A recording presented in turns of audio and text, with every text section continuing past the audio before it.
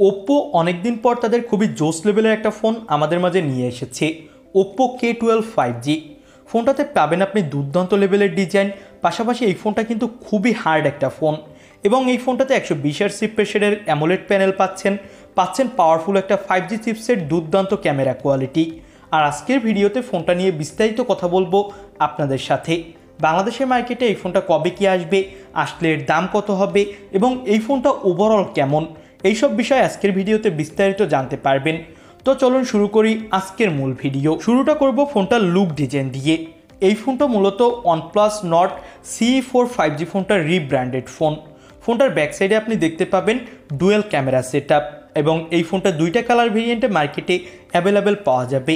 Back সাইডে use করা হয়েছে গ্লাস এবং এই ফোনটার ব্যাক সাইডের ডিজাইনটা কিন্তু অনেক কার্ভ, যার ফলে ফোনটা হাতে নিলেও আপনি অনেক ভালো হ্যান্ডসন ফিল পাবেন। এই ফোনটার ওয়েট এবং থিকনেসও কিন্তু অনেক কম। তো ওভারঅল যদি বলি তাহলে এই ফোনটার লুক ডিজাইন এক কথায় জোস লেভেলের। আর এই ফোনটাতে ইউজ করা হয়েছে অ্যালুমিনিয়াম ফ্রেম, আর ফোনটা IP54 সাপোর্টেড। ওভারঅল আমার কাছে এই ফোনটার লুক ডিজাইন পাশাপাশি বিল্ড কোয়ালিটি এক কথায় টপ লেভেলের মনে হয়েছে। এই ফোনটাতে আপনি পেয়ে যাবেন 6.7 ইঞ্চি মাপের একটা অ্যামোলেড প্যানেল, যেটা 120Hz রিফ্রেশের এবং ফুল HD+ রেজুলেশনের, এবং এটা HDR10+ সাপোর্টেড একটা ডিসপ্লে। আর ডিসপ্লের পিক ব্রাইটনেস দেওয়া হয়েছে 1100 নিটস। তো ডিসপ্লেতে আপনি ব্রাইটনেসের কোনো ধরনের ঘাটতি দেখতে পাবেন না। আর এর স্ক্রিন টু বডি রেশিও 88.3%। তো বুঝতেই পারছেন ডিসপ্লের চিন বেজেলসও কিন্তু অনেক কম। ওভারঅল বললে এই ফোনটার ডিসপ্লে কোয়ালিটি আমার কাছে এক কথায় টপ লেভেলের লেগেছে। এবার আমরা এই ফোনটার ক্যামেরা কোয়ালিটি নিয়ে কথা বলি। এই ফোনটাতে ইউজ করা হয়েছে ব্যাক সাইডে 50 মেগাপিক্সেলের প্রাইমারি ক্যামেরা, 8 মেগাপিক্সেলের একটা আল্ট্রা ওয়াইড ক্যামেরা পাবেন এবং সামনে পাবেন 16 মেগাপিক্সেলের সেলফি ক্যামেরা। ব্যাক সাইডের ক্যামেরা দিয়ে আপনি 4K 30 FPS ভিডিও রেকর্ডিং করতে পারবেন এবং সামনের ক্যামেরা দিয়ে আপনি ফুল HD+ রেজুলেশনে ভিডিও করতে পারবেন। ফোনটা দিয়ে তোলা কিছু ছবি আপনি দেখতেই পাচ্ছেন, এক কথায় ডিটেলস এবং শার্পনেসের কোনো ধরনের ঘাটতি এখানে আপনি দেখতে পাবেন না।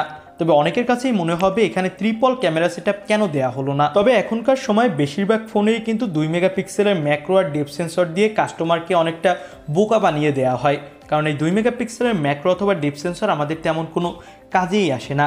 ওভারঅল বিবেচনা করলে ফোনটার ক্যামেরা কোয়ালিটি কিন্তু একদম খারাপ না। ফোনটাতে পারফরমেন্সের জন্য কোয়ালকম স্ন্যাপড্রাগন 7 Gen 3 চিপসেট পাবেন, যেটা 4 ন্যানোমিটার আর্কিটেক্টের উপর বেস করে তৈরি।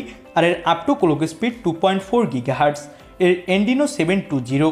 তো ওভারঅল যদি বিবেচনা করি তাহলে এই ফোনটা কিন্তু পারফরমেন্সের দিক থেকে এক কথায় বেস্ট হতে যাচ্ছে।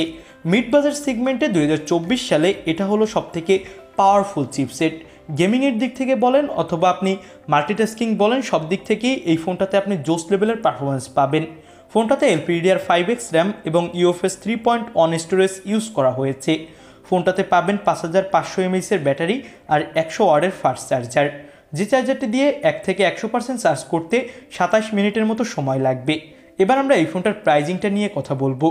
এই ফোনটার 8256GB ভেরিয়েন্ট 1899 ইউয়ানে লঞ্চ করা হয়েছে চাইনিজ মার্কেটে, যেটা ইন্ডিয়ান রুপিতে দাঁড়ায় 21,830 টাকা এবং বাংলাদেশি টাকায় কনভার্ট করলে হয় 29,437 টাকা। এবং এর 12512GBর দাম রাখা হয়েছে 2499 ইউয়ান, যেটা ইন্ডিয়ান রুপিতে কনভার্ট করলে হয় 28,000 রুপি এবং বাংলাদেশি টাকায় কনভার্ট করলে হয় 38,000 টাকা। এর বেস ভেরিয়েন্ট দেশের মার্কেটে আসতে দাম হতে পারে 35 থেকে 36,000 টাকা আনঅফিসিয়ালভাবে এবং টপ ভেরিয়েন্ট 45,000 টাকার আশেপাশে দাম পড়ে যাবে। তো ওভারঅল যদি বলি তাহলে ফোনটা কিন্তু OnePlus Nord CE4 এর একটা রিব্র্যান্ডেড ভার্সন, আর OnePlus Nord CE4 কিন্তু এর থেকেও কম দামে লঞ্চ করা হয়েছে।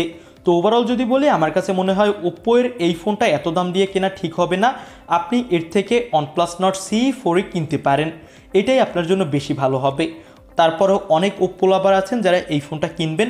তো আপনাদের কাছে ফোনটা কেমন লেগেছে সেটা কমেন্ট বক্সে জানাবেন। নতুন কোনো ভিডিওতে আপনাদের সাথে কথা হবে। আল্লাহ হাফেজ।